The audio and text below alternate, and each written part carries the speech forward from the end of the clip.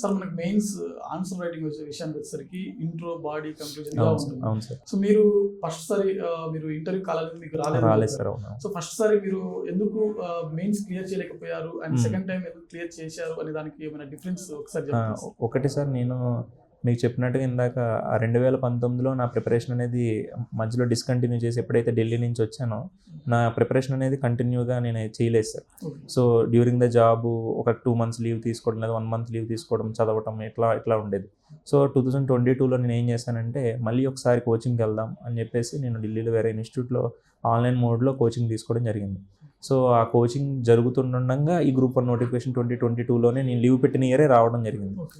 So మళ్ళీ ఆ coaching జరుగుతుంటే ఒక పక్కన ఇది కూడా 2 మేనేజ్ చేయలేకపోయాను. ఓకే. సో క్లాసెస్ అనేది వెరీ ఇంపార్టెంట్. అప్పటికే నాకు సిలబస్ అంతా కూడా కంప్లీట్ అవ్వకపోవడము, నేను ఆ మెటీరియల్ కన్సాలిడేట్ చేసుకోకపోవడం కూడా మెయిన్ రీజన్ సార్. ఇంకొకటి ఏంటంటే ఆన్సర్ రైటింగ్ ప్రాక్టీస్ అప్పటి వరకు లేకపోవడము, నేను ఒక మెయిన్స్ కూడా రాయకపోవడంతో ఆన్సర్ రైటింగ్ ప్రాక్టీస్ ఎట్లా పోవాలి అనేది తెలియలేదు. So once ABPSC score release చేసిన తర్వాత 2022 స్కోర్స్ రిలీజ్ చేసింది, మనం ఎక్కడ ఎంత స్కోర్ తగ్గుతుంది అనేది. ఓకే, మనము డీసెంట్ ఆన్సర్ రాస్తే మంచి స్కోర్ వస్తుందనే అభిప్రాయంతో ఎక్కడ ఇంప్రూవ్ చేసుకోవాలో నేను మళ్ళీ అప్రోచ్ అయ్యి టెస్ట్ సిరీస్ మళ్ళీ సార్ దగ్గర అప్రోచ్ అయ్యారు, రఫీ సార్ దగ్గర. ఒకసారి మళ్ళీ వెళ్దాను సార్, ఇలా నన్ను కొంచెం గైడ్ చేయండి అంటే గైడ్ చేయడం జరిగింది సార్.